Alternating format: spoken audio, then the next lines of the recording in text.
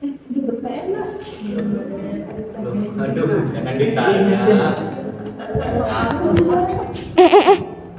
Lagi ngapain nih? Ini kita ngapain ya? Oh, ini kita lagi ngebahas time management. Mau kenalan dulu nggak? Lah, emang kita ada waktu kan kita mau kerjain PR. Ingatin lagi. Yaudah kita mulai. Oh, yaudah. Perkenalkan, nama aku Hana Pasisi Pangka dengan NIM A022009. Perkenalkan, nama aku Remain Nuryanisa dengan NIM A022019. Perkenalkan, nama aku Waling Bangarti dengan NIM A022051. Perkenalkan, aku Muhammad Rizal Istilah dengan NIM A022042. Saya Kesi Pratama dengan NIM A02201. Baiklah, ini dia presentasi dari kami. Baiklah, di sini kelompok 9 akan memaparkan materi mengenai time management sebagai pembangun karakter sebagai Pancasila. Apa sih itu time management?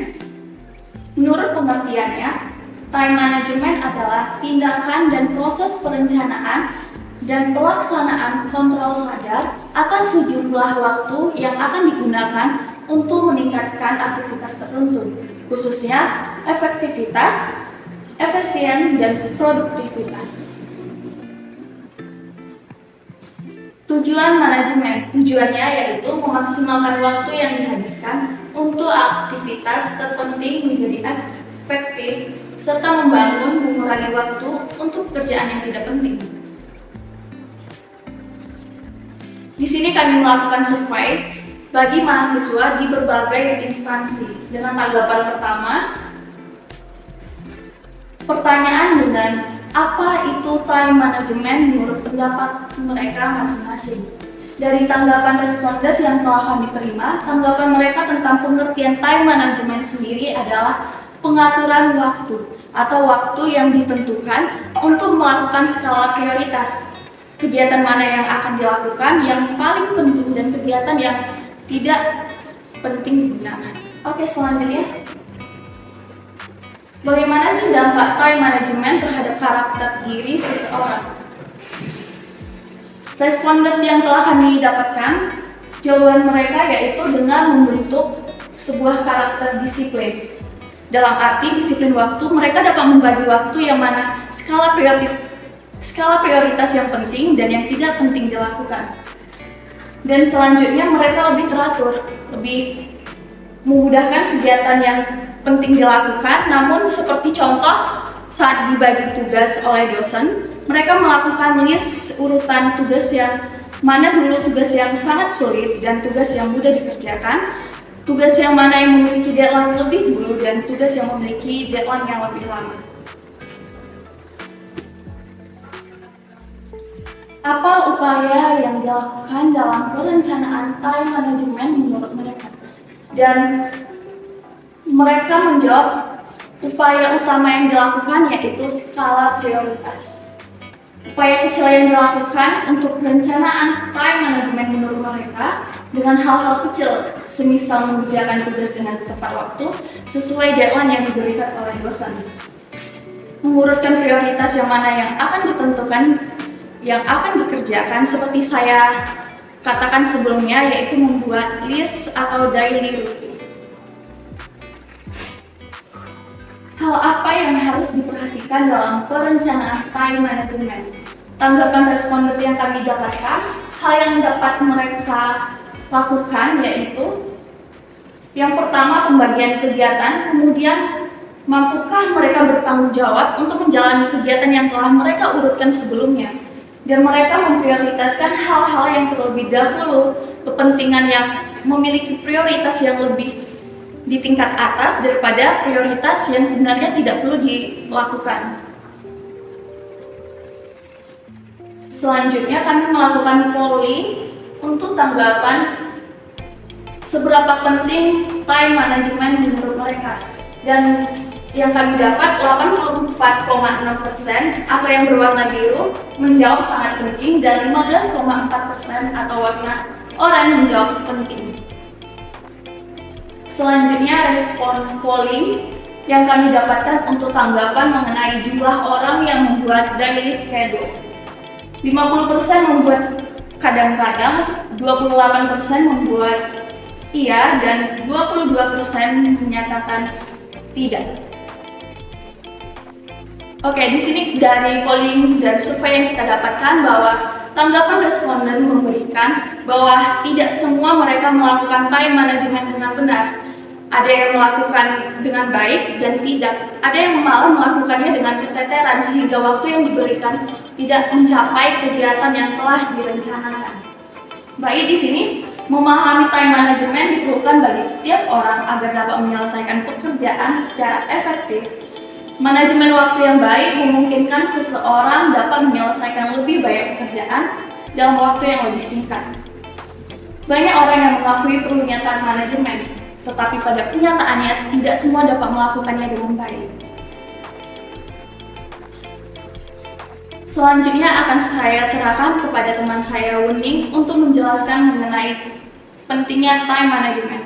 Kepada Wuning saya serahkan.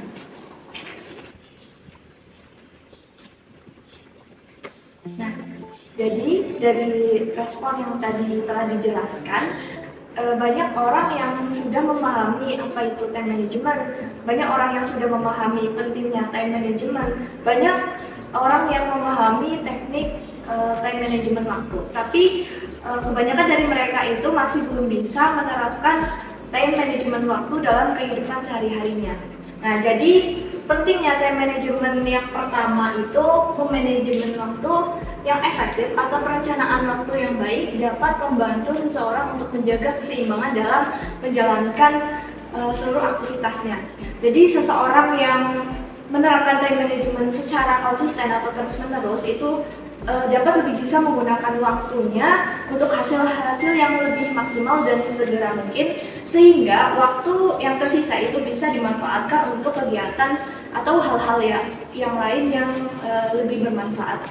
Kemudian time management itu juga efektif dalam perencanaan waktu yang baik sehingga membantu seseorang untuk menjaga keseimbangan dalam menjalankan berbagai aktivitasnya.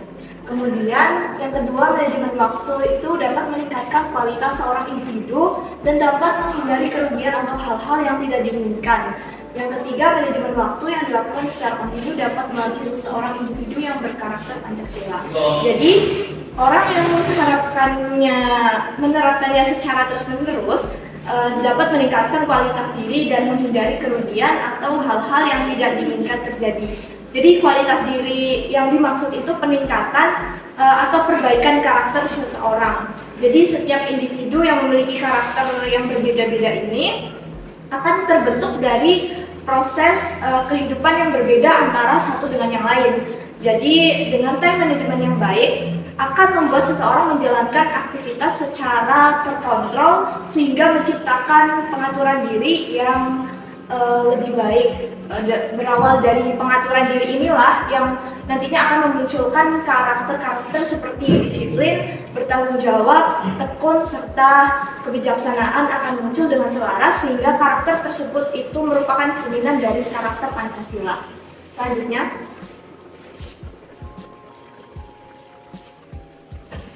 bagaimana sih cara dalam manajemen waktu?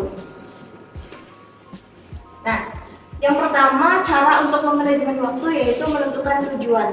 Jadi kita itu harus mengetahui tujuan apa yang ingin dicapai dari manajemen waktu. Hal yang paling pertama dalam manajemen waktu itu merupakan penentuan tujuan. Jadi tujuan yang ingin dicapai itu harus lebih spesifik, terukur, dan dapat dicapai serta relevan.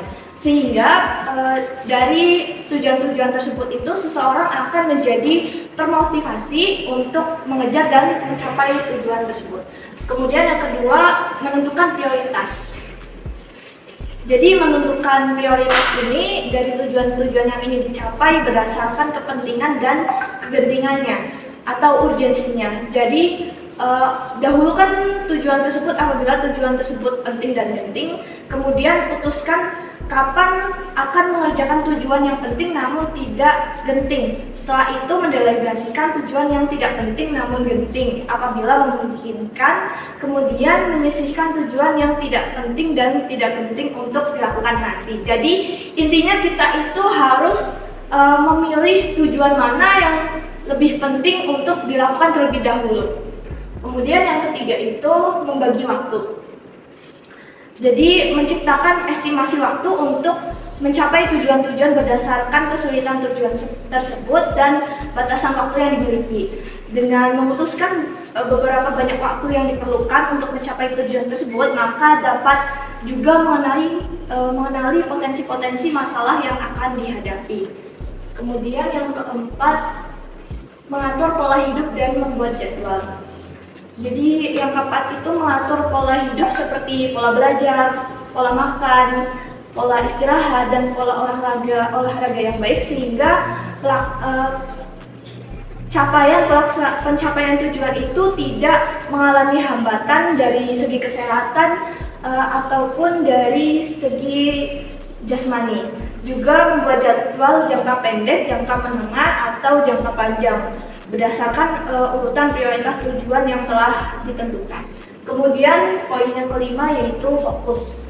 Nah, fokus dalam mengejar tujuan-tujuan yang telah dicapai tersebut berdasarkan urutan prioritasnya. Dengan fokus melakukan tujuan tersebut, maka kegiatan yang dilakukan akan maksimal sehingga membuat tujuan tersebut lebih mudah dan lebih cepat untuk dicapai.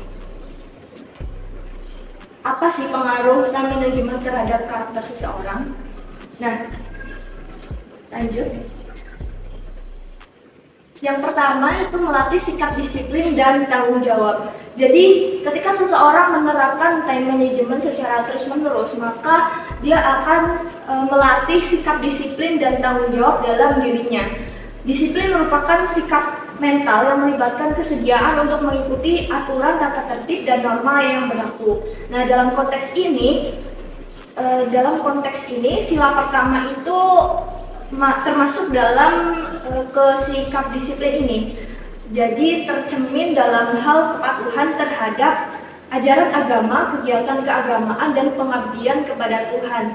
Sedangkan untuk tanggung jawab sendiri mencangkup rasa tanggung jawab terhadap terciptanya hubungan yang baik dengan Tuhan. Kemudian yang kedua, membangun ketekunan. Jadi sikap tekun ini berperan dalam mencari ilmu dan meningkatkan pendidikan yang merupakan salah satu aspek dari sila kedua. Dengan tekun belajar berarti seseorang menghargai nilai pendidikan dan berusaha untuk meningkatkan pengetahuan dan keterampilan yang dimiliki. Melalui ketekunan juga seseorang berusaha meraih kesetaraan hak dan peluang tanpa memandang status sosial, ras, agama, maupun kebudayaan. Selanjutnya yang ketiga itu memperkuat karakter stress management. Jadi setelah time management, stress management juga penting. Seseorang akan belajar untuk menghadapi tugas-tugas dengan tenang dan mengatur waktu mereka dalam belajar untuk menghadapi tugas-tugas dan mengatur waktu mereka dengan bijak untuk mengurangi tekanan. Dalam konteks sila kelima, dengan karakter stress management ini, seseorang individu dapat mencapai suatu kesejahteraan hidup karena tekanan yang dirasakan oleh seseorang tersebut itu berkurang. Kemudian yang keempat, membangun individu yang konsisten dan berpendirian. Dengan time management, individu itu belajar untuk mengatur jadwal dan memprioritaskan tugas-tugas yang dirasanya itu lebih penting sehingga membangun kebiasaan konsisten dan dalam menyelesaikan tugas secara tepat waktu. Selain itu, dengan memiliki rencana yang jelas dan mengikuti jadwal, maka seseorang itu dapat mempertahankan pendirian dan fokus dengan tujuan yang sedang dicapai. Jadi dalam konteks sila keempat ini, seseorang yang berpendirian dapat menjadi seorang pemimpin yang bijaksana dalam mengambil suatu keputusan dengan mempertimbangkan kepentingan bersama. Kemudian yang terakhir, menjadi seorang pemimpin pastinya harus arif serta bijaksana. Baik, yang selanjutnya itu hubungan dengan nilai Pancasila. Time management merupakan kunci dari pengembangan karakter diri. Sikap disiplin, teratur, kerapihan, dan keselarasan dalam mengatur suatu hal akan mencerminkan karakter diri berjiwa Pancasila. Berawal dari pengaturan diri yang baik, maka karakter-karakter seperti ketakwaan, berkemanusiaan, terbuka, dan demokratis serta kebijaksanaan akan muncul dengan selaras. Kemudian yang selanjutnya, hal penting dalam time management. Yang pertama itu membuat daftar prioritas. Jadi urutan prioritas itu diurutkan dari prioritas yang paling tinggi dan prioritas yang paling rendah. Urutan prioritas ini dibuat dengan mempertimbangkan urusan mana yang urgent, urusan mana yang penting, dan yang mendesak. Kedua, memperhatikan 3 aspek penting dalam kehidupan, yaitu keluarga, pekerjaan, dan diri sendiri. Jadi yang kedua ini perlu memikirkan tujuan yang akan dicapai dalam kehidupan pekerjaan, kemudian tujuan yang akan dicapai dalam kehidupan keluarga, kemudian tujuan diri sendiri. Selanjutnya yang ketiga, bersifat asertif atau berani menolak terhadap perilaku prokrastinasi. Sebenarnya apa sih perilaku prokrastinasi ini? Jadi perilaku ini merupakan perilaku yang menunda-nunda suatu pekerjaan sehingga pekerjaan tersebut itu tidak selesai. Jadi kita itu harus bersikap berani menolak terhadap rasa malas untuk menunda-nunda suatu pekerjaan. Kemudian yang terakhir, evaluasi dan perbaikan terkait time management yang diterapkan.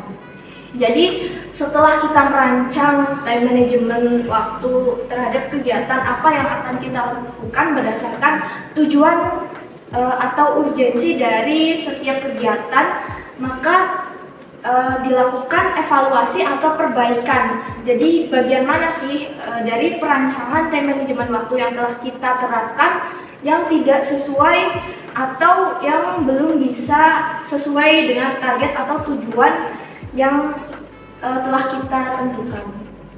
Selanjutnya, ya. Jadi terima kasih. Itu saja presentasi dari kami. Semoga materi yang kami sampaikan itu dapat bermanfaat bagi semua kalangan. Dari hasil pemaparan presentasi kami, gimana nih? Kalian udah paham belum? Udah dong. Udah dong. Yakin nih bisa diterapin? Yakin. Ngomong-ngomong kita dari tadi belum ngerjain PR. Ayo kita pulang.